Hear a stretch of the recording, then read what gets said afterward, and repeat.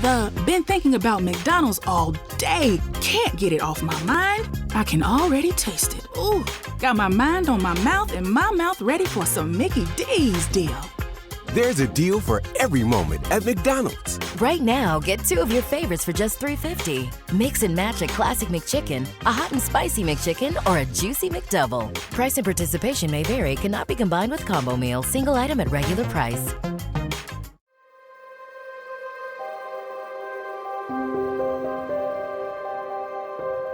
Today, we'll be returning to Part 2 of the citizen hearing on UFO disclosure, as they once again discuss extraterrestrial crafts, cattle mutilations, and non-human biological entities. All coming up on this episode of Paranormal Mysteries.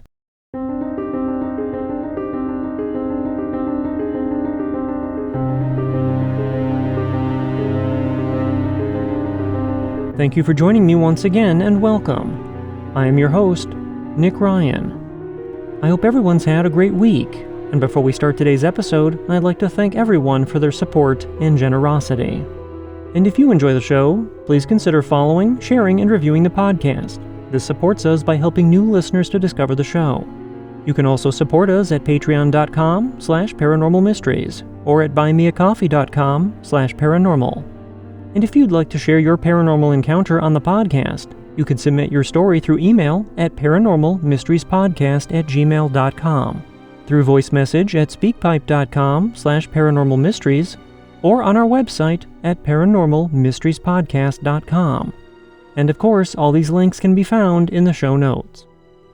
If you haven't listened to Part 1 of this hearing, you can find a link to it in the show notes below. And without any more delay, let's begin Part 2. If you'd repeat after me, I do hereby affirm I do by here affirm that I will tell the truth that I will tell the truth and nothing but the truth and nothing but the truth to the members of this committee today. to the members of this committee today. Thank you.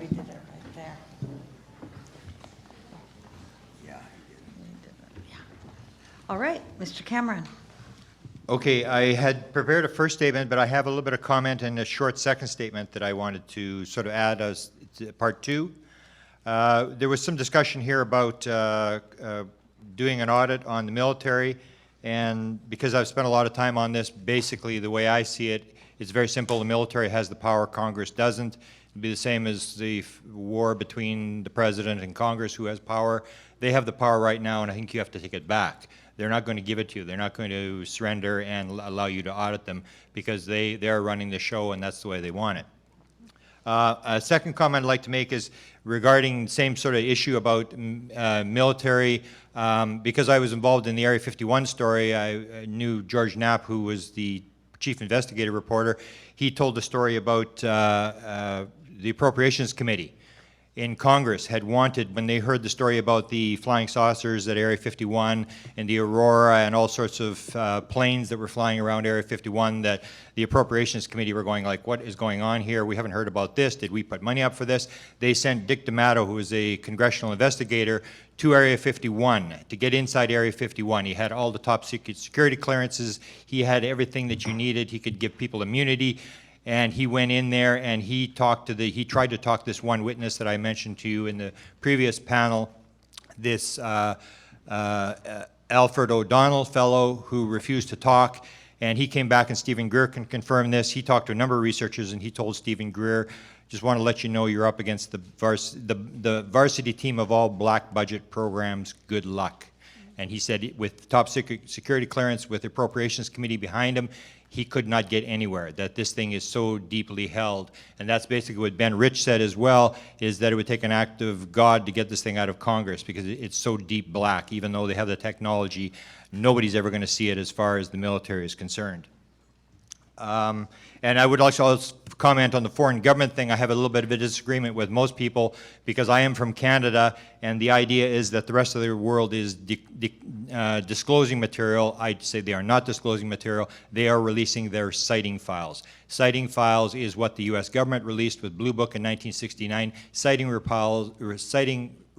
reports are just garbage. They're just stuff that's there. What you want to see is you want to see the top secret material the interaction between government and military, and it still comes down, if you look at Britain, for example, Britain now, the story is they're bringing out their files. They're just dumping their files so they can get out of the UFO business. Margaret Thatcher said, when she was asked in 1997, you must make sure you get the facts correct, and you can't tell the people. That's basically the rule around the world. It comes down to military technology, and I think a lot of the governments of the world are basically playing the same game, that they're trying to protect the military stuff and release the core story or release the sighting files.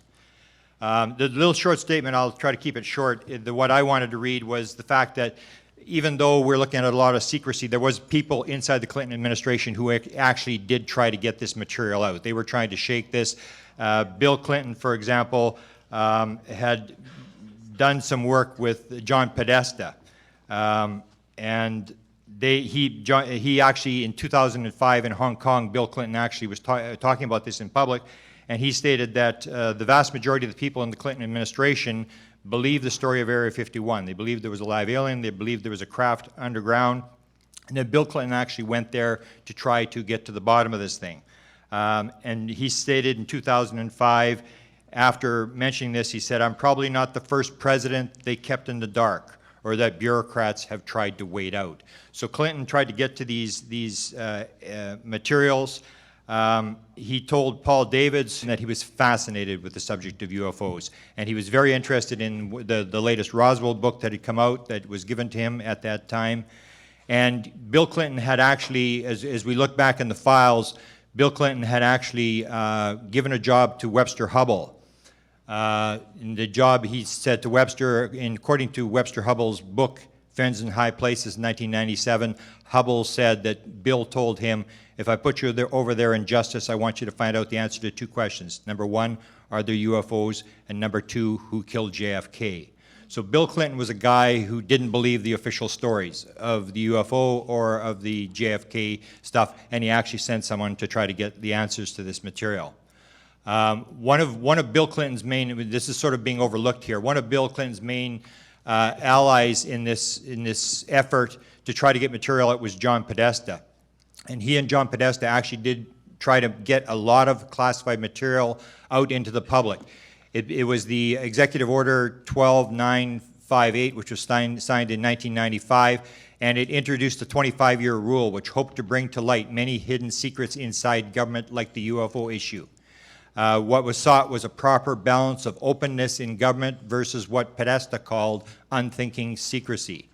Podesta stated, our founders knew that democracy cannot function in the absence of public information. He noted the importance of balancing the vital interests of national security with the genuine claims of public openness. For 2 centuries, we have prospered and won in the United States because, at our best, we have found a way to do both. So to achieve this, they signed the executive order, which said that anything that was over 25 years old had to be declassified except in extreme circumstances. What basically happened was that between 1995 and 2000, the Clinton administration was able to declassify 800 million pages of documents, compared to 188 million pages in the previous 15 years. Unfortunately, the sought-after UFO documents that the Clintons wanted released with this material never materialized. And then in 2002, Podesta, who went on to work for the Obama administration, stated in a public statement at a sci-fi conference, "I think it's time to open the books on the questions that have remained in the dark, on the questions of government investigations of UFOs. We ought to do it because it's right. We ought to do it because the American people can handle the truth, and we ought to do it because it's the law." Another ally in getting openness regarding UFOs inside the Clinton administration was the Secretary of Energy, Bill Richardson, who has made many pro-UFO disclosure messages over the years. For example, writing in a foreword to the book on the Roswell UFO crash when he was governor of New Mexico, Richardson wrote, "Clearly, it would help everybody if the U.S. government disclosed everything it knows. The American people can handle the truth, no matter how bizarre or mundane. With full disclosure, our best scientific investigation, we should be able to find out what happened on that fateful day in 1947. Then in a question and answer, while he was running for president, Richardson talked about his long history of attempts to get answers on UFOs. I've been in government a long time. I've been in the cabinet. I've been in Congress, and I've also always felt that the government doesn't tell the truth as much as it should on a lot of issues. When I was in Congress, I said to the Department of Defense, "What's the data? What is the data you have?" I was told the records were classified. That ticked me off. So I just want to put on the record that there are some people inside government who are actually trying to get the material out.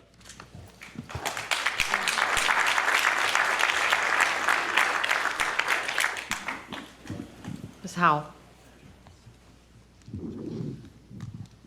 I was invited by Mr. Rockefeller to the Wyoming Ranch, along with some of the people here. Stephen Greer was there, others.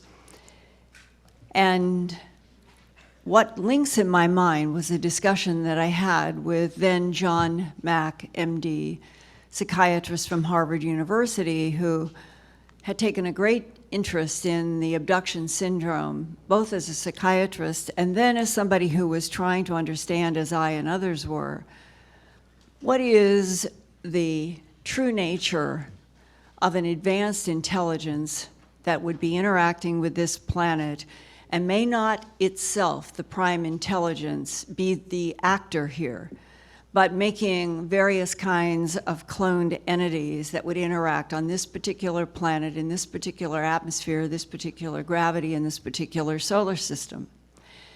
And Dr. Mack and I, at Mr. Rockefeller's place in Wyoming, were discussing this, and we went into the issue of why is it that the non-human intelligence, as described in the human abduction syndrome, appears to be 100% telepathic, with the ability to both place impressions in human minds and to also project three-dimensional holograms that the human mind and eye cannot distinguish from the world around us. This is something that he, I, and many others had encountered, and the more deeper you get into this field, the more you realize that our reality can be manipulated through our minds without us being able to tell the difference at times. And this led to a discussion which at the time I had only shared with Dr. Mack, God rest him wherever he is now. That very year, I had a face-to-face with a man who was currently working in the United States military, who had been aware of my work, and by that 92, 93 time period, I had produced the book An Alien Harvest as well as TV productions. And in the whole question of why would something advanced from someplace else in the universe be mutilating animals on this planet, this man was trying to tell me that there is a survival issue as well as a cloning issue in what we are dealing with, and that genetic material has been harvested from this planet for a long time to create containers. And this, in discussion with Dr. Mack, led to, I thought I would share this today to show you, if this is true, what I'm going to share with you, it shows how difficult it is for all humans to relate to any aspect of all of this. The military person was describing his firsthand experience that occurred in 1978 in a small town in northern Arizona. He worked for a unit that would be comparable to what has been in some of the government documents called moon dust or Project Pounds. These are units that were put together at least as far back as right after Roswell. Units that would be trained to go to wherever there was a reported crash or landing, because some of these craft have been clearly left or put down. And that their job would be to extract technology, the craft, and the bodies. And that he was on one of those teams. And he told me that in 1978, in this town in northern Arizona, there was a flood. and that our military unit understood that the flood was not caused by nature, and it was not caused by humans. It was caused by something that was in the category of what they called non-human. And that he was assigned to a group to go there to try to understand why had the water been released from a dam into this town by something non-human. And that his superior officer said, we are going to communicate with and bring in one of the Ebens. And I want you to have the experience of what a telepathic download upload is. And he said they described exactly what would happen, that his superior officers would be nearby. They had done this before. It was a test. And that he was to stand in a particular position, and that this non-human entity would be asked to stay on the ground, because apparently they have the ability to neutralize gravity even in a focused way as an individual body, that they would prefer not to walk on the ground. And that one of the conditions would be that the entity would approach him with his full knowledge, and that they wanted him to have the experience of the telepathic communication.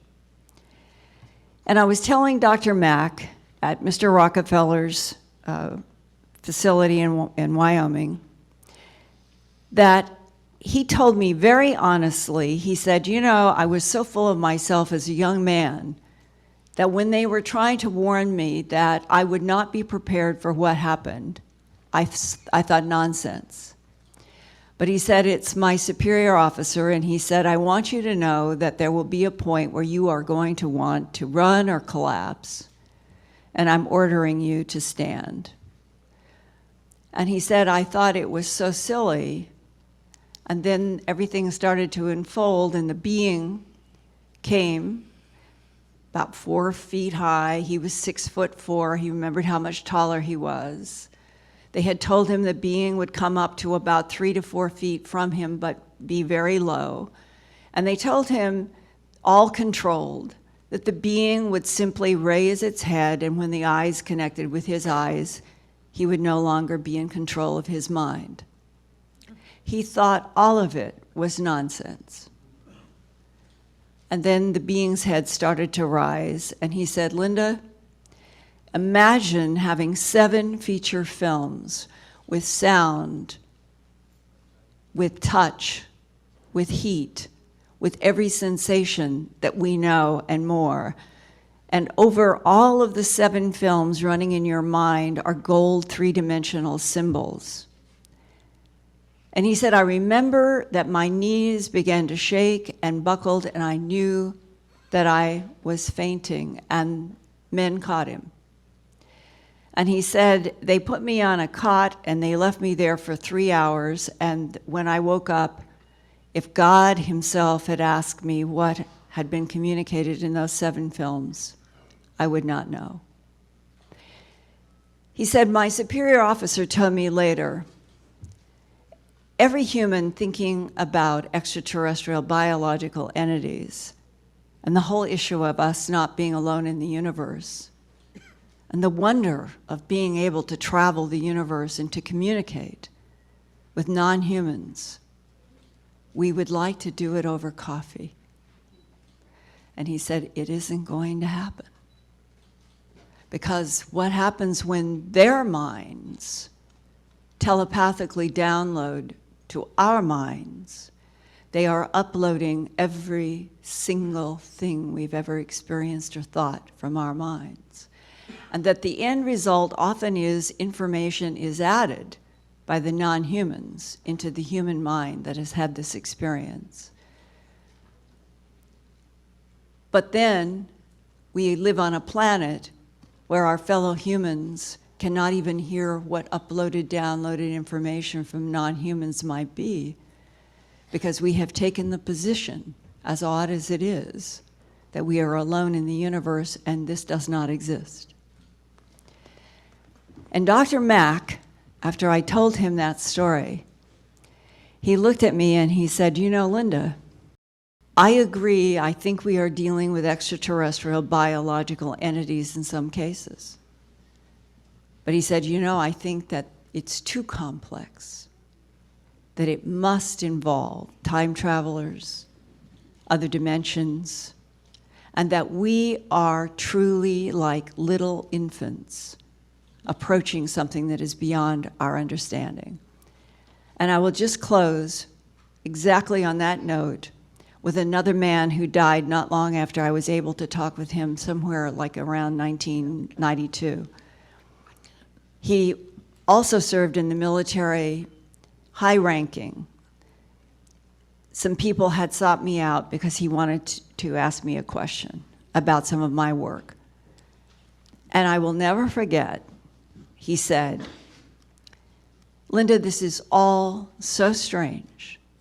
And it has been so strange to all of us that have been exposed to it for so long that not any of us ever want to take it home to our spouses, our children, or anyone we know. Not because it's threatening necessarily, but because nobody knows how to have the discussion." And today, we are meeting at the National Press Club in Washington, where there have been various revolutions before.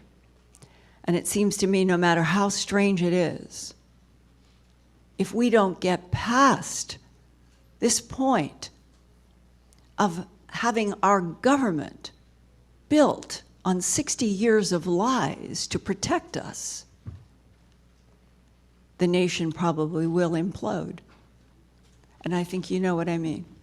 Thank you. Thank you.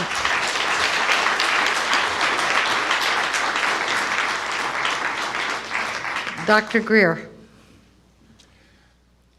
Well, on that note, it reminds me of a conversation I had with some people at the CIA, and there's a term that's used there, and you'll forgive my vernacular, where much of this subject is referred to as WSFM. Sounds like a radio station. It means weird science and frickin' magic. And that is the term that's used at the CIA and other places to describe some of this. And I think that what we have to understand is that if you're dealing with, and I do want to go into this because this is part of the summary and brief I provided in the Obama briefing and elsewhere. If you're dealing with civilizations that are 10 to the 6th to 10 to the 7th years, hundreds of thousands to millions of years, technologically more developed than we are, every manifestation of their technology would look like magic to us. For example, if you were to go back to the time of Thomas Jefferson and show them an iPhone, or worse, to Salem, Massachusetts, you'd be burned at the stake as a witch, because everything would be absolutely look like magic. So I think that we have to have a certain amount of humility in realizing that when we're dealing with a universe that is vast and infinite, that in our own galaxy alone, which has 100 billion star systems, the same number of stars that we have as we have neurons in our brain, interestingly, that we're dealing with civilizations just in our own galaxy, which is one of billions, that are able to go through interstellar space. Now, I want to touch on this for a moment because it deals with a little bit that Linda referred to in terms of trans-dimensional or other dimensions. And the technologies and the sciences dealing with this subject are what we have termed trans-dimensional interstellar, TDIS. And this refers to very advanced sciences and technologies where there is a nexus between electromagnetism and the magnetic field, gravitational forces in three-dimensional space and time, and what Dr. John at Princeton in the engineering lab began to prove is the science of consciousness, which was actually an issue that I did talk a fair amount with Lawrence Rockefeller about. Now, a lot of people say, well, this gets into the deep end of the pool very quickly, and in fact it does. But I think that it's important to understand that if you're dealing with civilizations that have gotten here, and that's what we're dealing with, you're not dealing with something that can go just straight through space at the speed of light even, because the speed of light is too slow. And I remember when I was having dinner with CIA Director Woolsey and his wife, and actually the really most insightful question came from Dr. Woolsey, who at the time was Chief Operating Officer of the National Academy of Sciences. And she said, what I want to know is, how are these civilizations communicating across the vastness of space? Because your cell phone and radio waves are going at the speed of light. And I said, yes, that's just too slow. Speed of light is way too slow. And I had a gut check. I said, do I tell her the truth and lose all credibility as a scientist and a doctor? Or do I tell her something that sounds scientific, but that's really not true?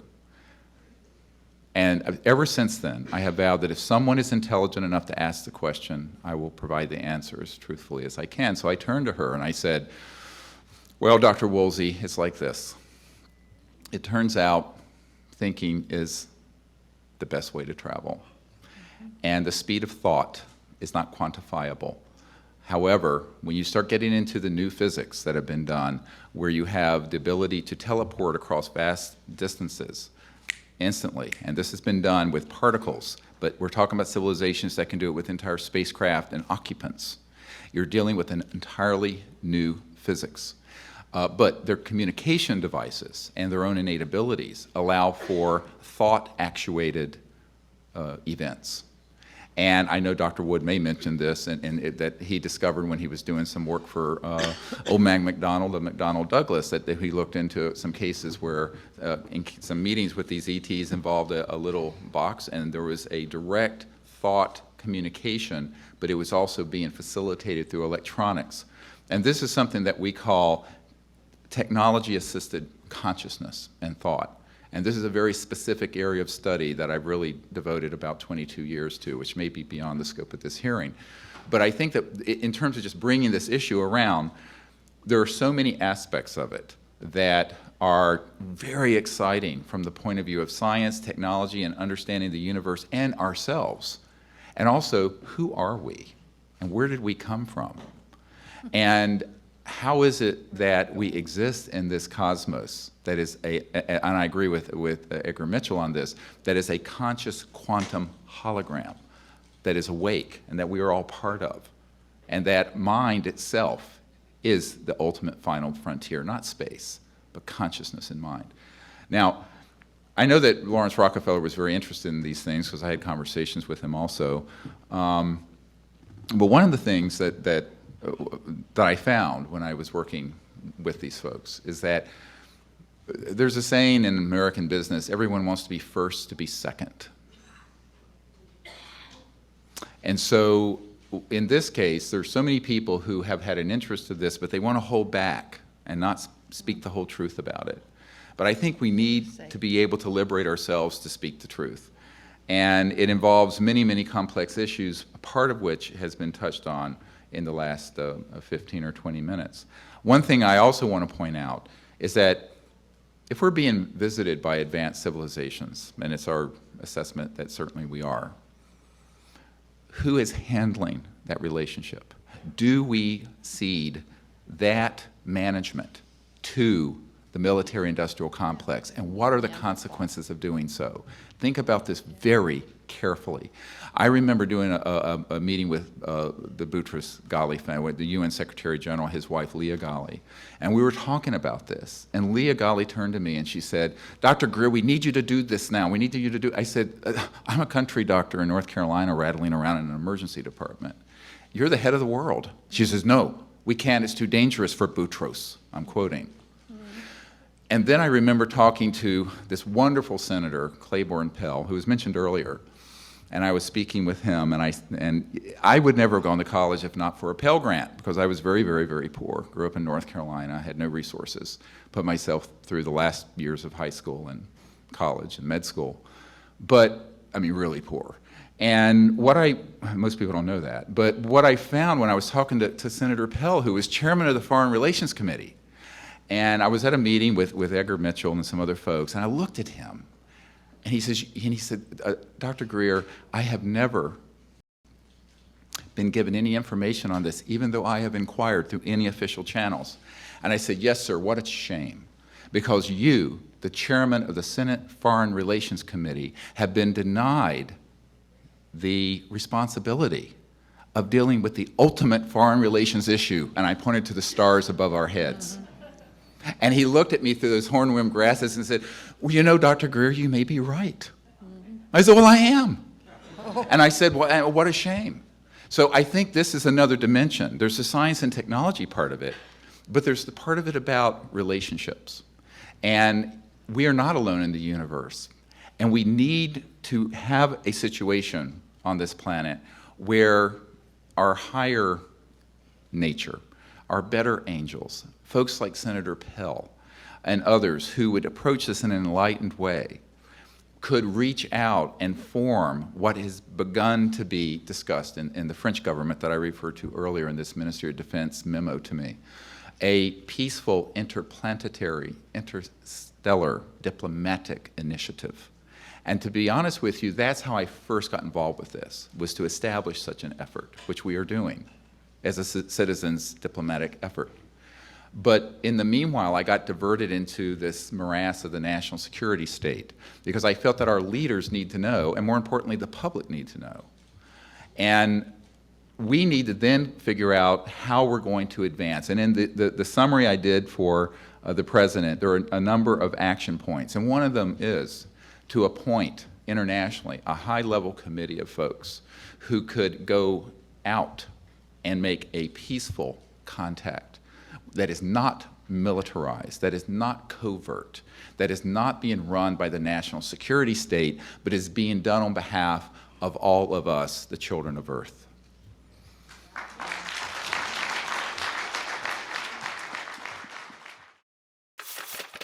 Before we continue, we're going to take a quick break, and we'll be right back. Support for this episode has been provided by George Washington's Mount Vernon. Offering 160 wide-open, wanderable acres, Mount Vernon invites you to connect with over 200 years of history. Far more than a mansion, the first president's estate is home to 4 picturesque gardens and shaded woodland trails, even a cruise of the Potomac River. Visit mountvernon.org to learn more. To save 20% on tickets, use promo code OPEN.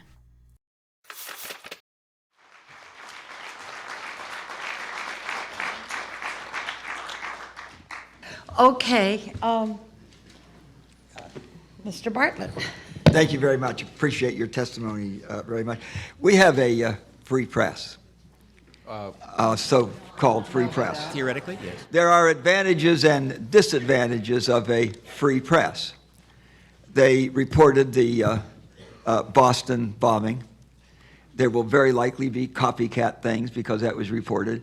Where the press is controlled, that would not be reported, so there would be no copycat. So there are some disadvantages to a free press. Where is the press in all of this? If, in fact, there is a story to be told here, why isn't the press telling that story? Well, I can... They seem to be, if there's a cover-up, do they not seem to be complicit in that cover-up? Yes. Well, can I comment on that? By control from above. I think this is a really central issue. And I actually, over my 22 years of being deeply involved with this at various levels, I have concluded that the secrecy is very much involving the fact that on certain issues, we do not have a free press any more than we have a free market economy. And I think that this is a serious problem. And I have a document that will be in the materials that I'm providing for the committee that is a 1991 CIA document where it talks about the fact that they have folks at all the major media outlets, wire services, news magazines, television networks, to change, alter, or delay and stop stories that they would like to see stopped. Now, this was released briefly and then reclassified. It was under the first President Bush term. And this is not a contested CIA document. What that means is that on certain issues, this will be absolutely, there will be an intervention. And we saw this happen with the 2001 event at this National Press Club disclosure launch 12 years ago almost today. on May 9th of 2001. And one of the people I dealt with, Bob Schwartz, who was on the board of Time Life that later became AOL, Time Warner, and CNN, the whole conglomerate, he told me that he was very good friends with Mike Wallace, and he had given him a lot of these documents that we had, and Mike Wallace wanted to do this story at 60 Minutes. And corporate CBS, and I think at the time was controlled by Westinghouse, a big defense contractor, did not permit him to do the story. Ira Rosen, who was at ABC News executive producer for 2020 and Primetime Live, he came to my home in Virginia, out near Thomas Jefferson's home, ironically, and I gave him 35 digital hours of top secret witness testimony and many documents. And he said, this, if true, is the biggest story ever. I want to do this story. I said, well, I'll cooperate fully. He had gotten his Emmy working with Mike Wallace at 60 Minutes, where he has returned. And I said, I don't think you'll be allowed to do this story. And Ira Rosen said, oh, yes, I'm the executive producer of these shows. I can do it. And I said, okay. Well, 2 weeks later, he called me up. And he said, Dr. Greer, they won't let me do this story. I said, Ira, who are they? And he said, Dr. Greer, you know who they are. Now, I could tell you probably 100 stories like that. And this becomes very worrisome. Here we are in the National Press Club, and we have a lot of enormously important information. And you know, in the New York Times, if you have 3 confirmed sources for a controversial story, they can run with it. Here, the Disclosure Project, which I founded some years ago, it was first Project Starlight when I began to work with Lawrence Rockefeller. We now have over 500. Many of them, I have the names of them and they can be subpoenaed. Some of them, about 100 of them, we have on digital videotape. Why isn't this a story? And I think that this becomes a very important question in a democracy. You know, if you have the larger media not covering something that 50, 60% of the public believe is true, and there's an enormous amount of data, 4,000 landing cases, the Cometa report where they documented the landing in Provence of a craft, the Bentwaters case where a craft landed at RAF Bentwaters and left physical trace that has been confirmed by the Ministry of Defense. We have all this hard data and information. We have radar traces of these objects moving. We have pilot cases. We have over 3,500 pilot reports in our archives. This isn't a story. How can that be? Now there's another reason, the ha-ha factor. I have met with so many senior people in government who say, I am so interested in this, but don't let anyone know that I'm interested. Yeah. And the reason for it, I think, you know, you could be gay and have 5 wives and do whatever. I mean, you could do anything and be out of the closet on it, and it would be no problem. But this subject, whoa, watch out, because your career is on the line, as mine was. Okay. Now, I think that what you find is that the social opprobrium, it's appropriate term, attached to this issue was launched in 1953. We have a CIA document that describes their attempts to debunk and ridicule the subject, but also, very important, to engage Disney Studios to make cartoons and movies about it that would marginalize the subject. This is a CIA document, little green men, ha, ha, ha, ha, ha. So that has worked, and there's an Air Force major, George Filer, who I know, he may be here, who said, look, the secrecy really has been created mainly through the force of just ridicule. People don't want to be made a laughingstock. And I think that fear of ridicule by one's peerage, whether you're a senator or a doctor or a university professor, is a very hard thing to overcome once the counterintelligence people have done their business, and they have on this. And it is propaganda. There is very serious information and intelligence, and I think that we have to figure out how do we get around the truth embargo, as Steve calls it. In reality, we're sort of it's not just the government doing the embargo, it's we are doing the embargo because we have been brainwashed to laugh at this issue instead of look at it in a very serious, scientific, in-depth, and honest and truthful way.